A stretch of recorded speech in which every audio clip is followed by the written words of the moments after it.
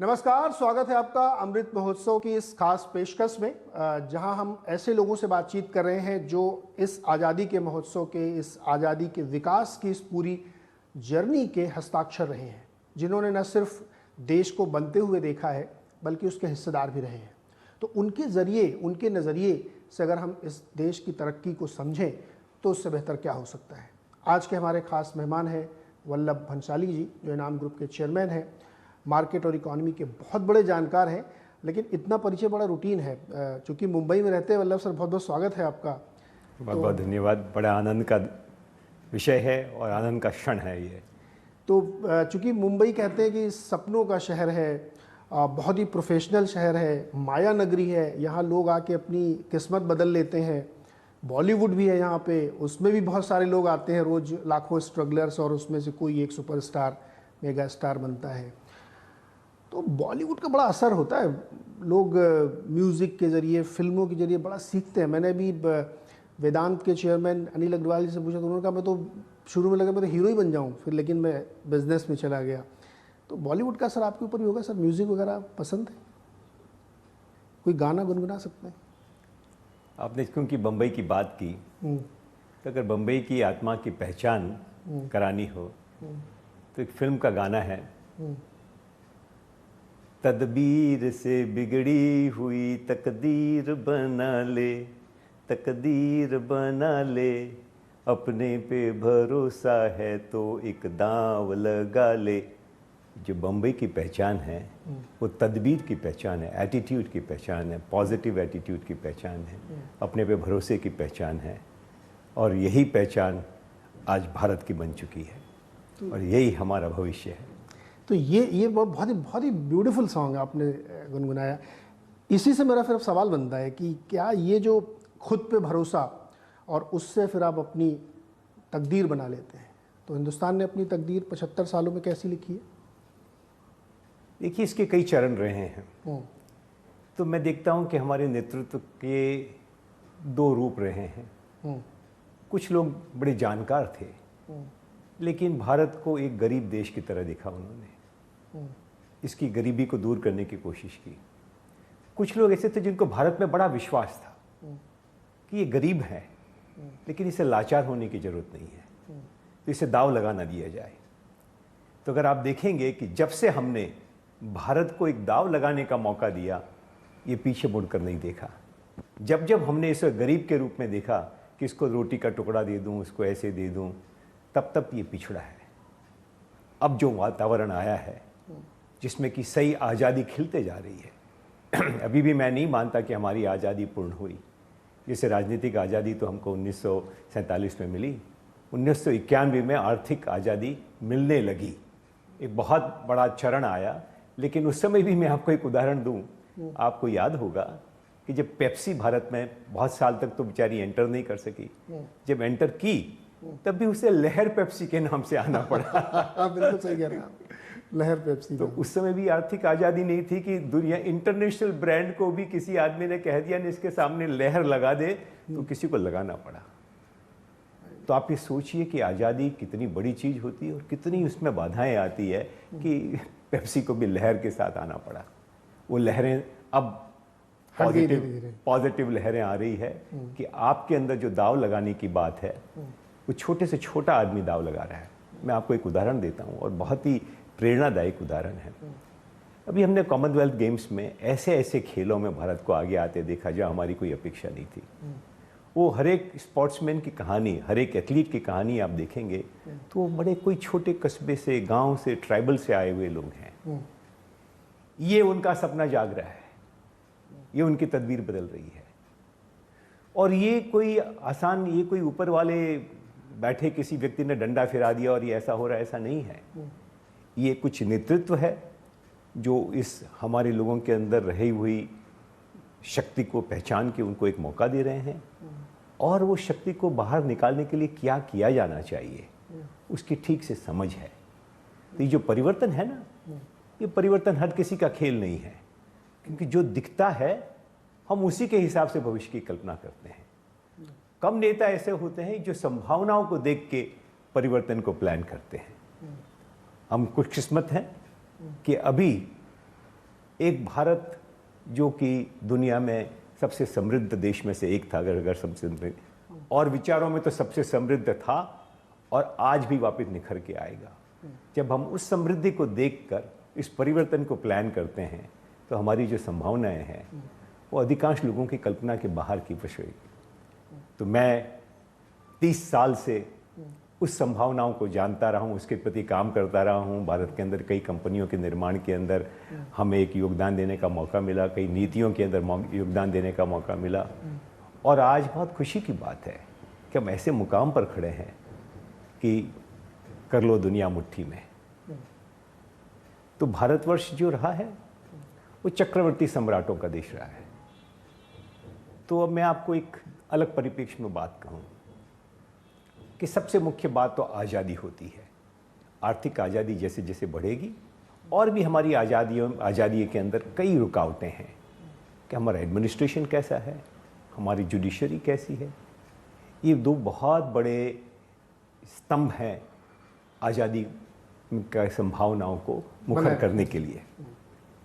लेकिन आज़ादी तो दुनिया में कई देशों को मिली है, तो लेकिन वो क्यों नहीं आगे बढ़ सके? ये प्रश्न बहुत अहम प्रश्न है। वो क्यों नहीं बढ़ सके कि केवल आज़ादी, एक मूर्ख आदमी उसको आज़ादी मिल भी गई तो क्या करेगा, और एक समझदार आदमी है। हमने हमारे यही देख लिया नेतृत्व के अंदर कितने कितने रूप होते हैं कि अगर समर्थ है नेता तो उसको नेतृत्व मिलेगा तो वो कुछ करेगा। अगर जोड़ तोड़ के कोई बन भी गया तो कुछ होता नहीं है। वैसे जिनकी जोड़ तोड़ की आज़ादी, संयोग से आज़ादी मिल गई, वो देश अपनी आज़ादी को भी नहीं बचा पाते। हमारी जो संस्कृति है ये हमारी सबसे बड़ी समृद्धि है। तो ये क्योंकि बचपन से लोग जो गणित, विज्ञान, संगीत, अध्यात्म, समाजशास्त्र कहानियों के रूप में सुनते आ रहे थे, लेकिन दो बातें हमारे देश को रोक के रखी हुई थी। एक तो हमारे यहाँ उस व्यक्ति का सम्मान नहीं था। हमें उसे गरीब, पिछड़ा हुआ और अंधविश्वास में डूबा हुआ व्यक्ति मानकर हमने कई दशक निकाल दिए। अब हम उसका सम्मान कर रहे हैं। नहीं, तेरी अपनी संस्कृति है। ये जो सम्मान होता है ना, तो आदमी की छाती खुल जाती है। लेकिन फिर भी भूखे पेट भजन नहीं गोपाला। तो ये जो आज ये बात हो रही है कि हर व्यक्ति को खाना मिल रहा है, घर मिल रहा है, उसका शौचालय मिल रहा है, अब उसको जल का जल मिलेगा, ऐसी जो बातें मिल रही है उसे एक सुकून आ रही है। तो ये, और मैं संस्कृति की बात, आपका पास कोई प्रश्न सुन लेता हूँ, इसके बाद में आगे बात करें। सर, ये जो अभी आपने बहुत बड़ी बात कही कि लिबरेशन आदमी को मिला और उसके अंदर एक सिक्योरिटी की फीलिंग आई, जैसे फूड सिक्योरिटी हमने हासिल कर ली और बहुत दिशाओं में लोगों को अब ये सोचने की आज़ादी हो गई है। इंटरनेट का ज़माना है तो लोग अपने आप पढ़ समझ लेते हैं, उनको कोई रोक नहीं सकता है। इस बुनियाद पे जो हम आगे का भविष्य देखना चाहते हैं या हम कल्पना कर रहे हैं, और हम जैसे हम बार बार कहते हैं कि हिंदुस्तान यहाँ से अब कोई रोक नहीं सकता है, ब्रेकआउट नेशन बन चुका है, वो जो कुछ 2-3 आप ग्रीन शूट्स देख रहे हो वो हमें बताइए। देखिए कि हम जब गरीब थे तब भी हम स्पेस की सोचते थे, हम न्यूक्लियर कैपेबिलिटी के सोचते थे। आज बहुत कम देश है दुनिया के अंदर जो कि पहले तो सॉफ्टवेयर के अंदर है और दुनिया को सॉफ्टवेयर चलाता है। तो दुनिया कैसे चलती है भारतीय बहुत अच्छे से जानते हैं, आज की दुनिया कैसे चलती है। दूसरी बात, हमारे यहाँ पंडित नेहरू ने जो वैज्ञानिक एक फाउंडेशन बनाई थी और इंजीनियरिंग की जो फाउंडेशन बनाई थी, उसके बाद में मारुति का जो रिवोल्यूशन हुआ, तो इसका एक heavy engineering, automobile engineering, applied engineering, उसका बड़ा वक्त आएगा जैसे दुनिया अब चाइना +1 करना चाहेगी। और वो केवल जियोपॉलिटिक्स से नहीं, वैसे भी ज़रूरी था। तो इंडिया के अंदर ये सारी जो कैपेबिलिटीज़ थी, आज हमारे मंदिरों में जो दिखती है, हमारे पुरानी चीज़ों में दिखती है, तो हमारे अंदर ये गुण भरा हुआ था। तो ये सब अब उभर मुखर के आने वाला है। हमारे यहाँ वैसे ही केमिस्ट्री की का बड़ा ज्ञान था। आज हमारी केमिकल कंपनियां, मैं नाम तो क्या गिनाऊं, लेकिन केमिकल कंपनियों के दाम क्या हो रहे हैं। तो ये जो केमिकल कैपेबिलिटी है वो फार्मास्यूटिकल के अंदर भी मैनिफेस्ट हो रही दिखती है। तो ये केमिकल और फार्मास्यूटिकल और हमारी एजुकेशन कैपेबिलिटी कि हमारे डॉक्टर्स, इंजीनियर्स, लॉयर्स, अकाउंटेंट्स वो दुनिया में छाए हुए हैं।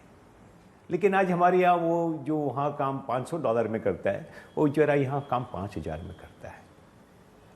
आज अगले 10-15 साल के अंदर अगर हमने इन आर्थिक आज़ादियों को हमने वाकई बढ़ाया, हमको ये जो रिफॉर्म करने चाहिए, ईज़ ऑफ डूइंग बिजनेस है, ईज़ ऑफ लाइफ है, अगर ये हमने रिफॉर्म किए, police reforms, judiciary reform, administrative reform, और इस व्यक्ति को आगे रखा।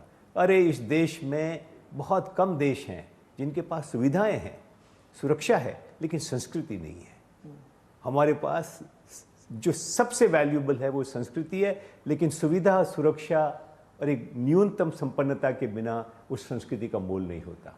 तो ये जैसे जैसे बकेट्स भरेगी तो आप ये देखोगे कि ये सारी बातें जुड़ जाएगी कि स्पेस कैपेबिलिटी व्यक्ति के जीवन के अंदर किस तरह काम आएगी। सर, एक बड़ी दिलचस्प बात आपकी बात से निकल के आ रही है कि अब तक जो हमने किया तो एक भारत और एक इंडिया क्रिएट हो गया था, लेकिन अब वो बहुत तेज़ी से मिट रहा है और उसमें नेतृत्व क्षमता, विज़न, आगे कैसे देश को ले जाना, ये भी बहुत महत्वपूर्ण होता है।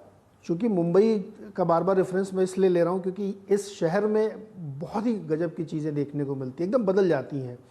तो आपने ये बदलते हुए जो दौर देखा, उसमें वो अंतर आपको अभी भी दिखता है कि अगले कुछ सालों में बिल्कुल ख़त्म होता हुआ दिखेगा? बिल्कुल दिखता है। बम्बई का एक भिखारी को भी आप देखोगे तो आज वो बदला हुआ दिखता है। एक तो भिखारी कम दिखेंगे आपको, और दिखेंगे वो बदले हुए दिखेंगे। तो ये जो बदलाव है कि किस तरह हम स्वच्छता में, किस तरह स्वतंत्रता में, किस तरह एक दूसरे व्यक्ति के प्रति सम्मान के अंदर, ये जो बातें हम बम्बई के अंदर देखते हैं वो तो बहुत ही बेहतरीन है। आप कोई मॉल में चले जाइए, मैंने इस पूरे मॉल कल्चर के साथ में जुड़ा हुआ भी था और मॉल को बनते देखने और रिटेल रिवोल्यूशन के साथ पहले दिन से जुड़ा था। तो आज आप देखेंगे कि मॉल में जाइए आप, तो सब लोग करीब करीब एक ही किस्म की ड्रेसिंग करते हैं। वो कोई है, उसका किसी की शॉर्ट्स का दाम 500 रुपया होगा, किसी का 5,000 होगा, लेकिन होगा एक जैसा। बम्बई ऐसा नहीं था। बम्बई में सेठ अलग दिखता था, वो दूसरा अलग दिखता था। अब हम सब एक जैसे थे, सबके सपने एक जैसे होने लगे हैं। तो ये जो समाज बनता है ऐसा, वो समाज बिल्कुल अलग बनेगा। और ये समाज कितने जो केवल भौतिकवाद में चले जाते हैं, वे डूब जाते हैं। वो हम देख रहे हैं कि दुनिया की एक बहुत ही दुखद मिनिस्ट्री है, वो है मिनिस्ट्री ऑफ लोनलीनेस। तो भारत की जो संस्कृति वो हमको बचाएगी, वो पूरी दुनिया को बचाएगी। अच्छा, ये जो मुंबई वाला हमने उदाहरण इसलिए लिया क्योंकि ये हमारा सबसे कॉस्मो शहर है। क्या ऐसा ही आपको किसी और शहर में जब आप जाते हैं तो दिखता है कि सबके सपने भी एक जैसे हो गए हैं, सबकी ड्रेसिंग एक जैसी है, सबकी सोच लगभग एक जैसी, हर आदमी आगे बढ़ना चाहता है, या फिर ये सिर्फ बड़े शहरों तक रह गया है? मैं अभी कुछ वक्त पहले वाराणसी गया था। हाँ, कैसा लगा? क्वेटो वाराणसी में अभी चुनाव के रिजल्ट आने बाकी थे, तो बड़ा अच्छा इंटरेस्टिंग माहौल था। तो वाराणसी का एक जो ट्रेडिशनल व्यक्ति था, उससे जो बातें करने का, ऐसे बड़े तमाम लोगों से बातें की। अब वो लोग बातें संस्कृति के साथ विकास की करते हैं। पहले संस्कृति की बात होती थी वाराणसी में, अब वो हर आदमी विकास में लगा हुआ है। तो ये जो बात है, क्योंकि बम्बई के अंदर ये कितनी जो मॉडर्न, बम्बई के अंदर एक बड़ा एडवांटेज था कि इंडस्ट्रियल रिवोल्यूशन का एक सिविलाइजेशन था जो कि थोथा था, लेकिन वही उसी का बोलबाला पूरे विश्व में था, इंडस्ट्रियल रिवोल्यूशन। तो जितने पैरामीटर्स है वो सब इंडस्ट्रियल रिवोल्यूशन से निकले हुए पैरामीटर्स थे। तो वो जहाँ नहीं पहुँचा था वहाँ पे लोग बहुत दबे हुए थे, क्योंकि उन्हें उसके अंदर वो शरीक नहीं हो सके। अब लेकिन ये जैसे बातें बदल रही है और वो थोड़ा उन्हें संपन्नता मिल रही है, सम्मान मिल रहा है, तो सबको वो सपने दिखने लग गए।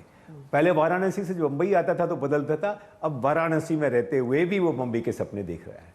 ये बड़े चेंज, ये बात हो रही है, ये शहर शहर में हो रही है।